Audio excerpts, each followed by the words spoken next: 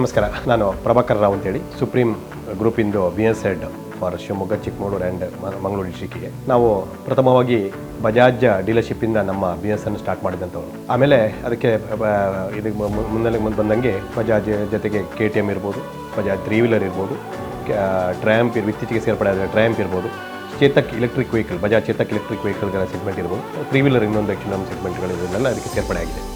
ಯಾವುದೇ ಒಂದು ಸಂಸ್ಥೆ ಸರ್ವಿಸ್ನ ನೆಲೆಯಲ್ಲಿ ಮುಂದೆ ಬರ್ತಾ ಇದ್ದಾಗ ಆ ಸಂಸ್ಥೆ ಖಂಡಿತ ಯಾವತ್ತು ಮುಂದೆ ಬೆಳೀತಾ ಹೋಗುತ್ತೆ ಅಂತ ಹೇಳೋದಕ್ಕೆ ಒಂದು ನಿದರ್ಶನ ಅಂತ ನಾನು ಹೇಳ್ಬೋದು.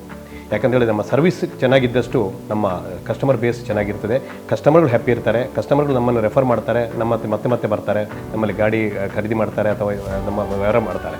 ಇದನ್ನು ನಾವು ಇದರ ಸರ್ವಿಸ್ ಮೇಲೆ ನಾವು ನಂಬಿಕೆ ಇಟ್ಕೊಂಡು ಬಂದಿರೋದ್ರಿಂದ ನಮ್ಮ ಸಂಸ್ಥೆ 57 ವರ್ಷಗಳಿಂದ ಮಂಗಳೂರಾಗಲಿ ಶಿವಮೊಗ್ಗ ಅಲ್ಲಿ 36 ವರ್ಷಗಳಿಂದ ಮಾಡ್ತಾ ಇರೋದು ಅದಕ್ಕೊಂದು ನಿದರ್ಶನ ಅಂತ ನಾನು ಹೇಳಲಿಕ್ಕೆ ಇಷ್ಟಪಡ್ತೇನೆ. ಸುಪ್ರೀಂ ಬಜಾಜಲ್ಲಿ ಒಳ್ಳೆ ಚೆನ್ನಾಗಿ ಸರ್ವಿಸ್ ಎಲ್ಲ ಕೊಟ್ಟರು, ಗಾಡಿನೂ ಅಷ್ಟೇ ನೀಟಾಗಿ ಇತ್ತು, ಸರ್ವಿಸು ಚೆನ್ನಾಗಿ ಕೊಡ್ತಾ ಇದ್ದಾರೆ. ಅವಾಗಿಂದ ನಾವು ಫಸ್ಟ್ ಒಂದು ಗಾಡಿ ತೊಗೊಂಡಿದ್ದು, ಅದಾದಮೇಲೆ ಈಗ ಒಂದು ಗಾಡಿ ತೊಗೊಳಕ್ಕಂತಾನೆ ಬಂದಿದ್ವಿ. ರೆಸ್ಪಾನ್ಸ್ ಎಲ್ಲ ತುಂಬ ಚೆನ್ನಾಗಿ ರೆಸ್ಪಾನ್ಸ್ ಮಾಡ್ತಾರೆ. ಸರ್ವಿಸಿಗೆ ಬಂದ ಕೂಡ ಗಾಡಿ ತಗೊಬಂದು ವಾಪಸ್ ಹೊರಗೆ ಕೊಡೋದು ಎಲ್ಲ ಚೆನ್ನಾಗಿ ಸರ್ವಿಸ್ ಮಾಡಿಕೊಡೋದು. ಈ ನಮ್ಮ ಸಂಸ್ಥೆ ಕಳೆದ ಆ್ಯಕ್ಚುಲಿ 7 ವರ್ಷದಿಂದ ನಮ್ಮದು 50ನೇ ವರ್ಷ ಸೆಲೆಬ್ರೇಷನ್ ಮಾಡಿದಾಗಲೂ ಕೂಡ ಅಷ್ಟೇ ನಾವು ಹೇಳ್ತಾ ಇದ್ವಿ. ನಮ್ಮ ಕಂಪನಿಯಲ್ಲಿ ಕೂಡ ನಮಗೆ ಎಷ್ಟೋ ಅವಾರ್ಡ್ಗಳು ಕೂಡ ಇದಕ್ಕೆ ಹಿನ್ನೆಲೆಯಲ್ಲಿ ಕೂಡ ಬಂದಿರುವಂಥದ್ದು ನಾವು ಇದನ್ನು ಈ ಸಂದರ್ಭದಲ್ಲಿ ಜ್ಞಾಪಿಸ್ತಾ ಇದ್ದೇನೆ ನಿಮಗೆ ಕೂಡ.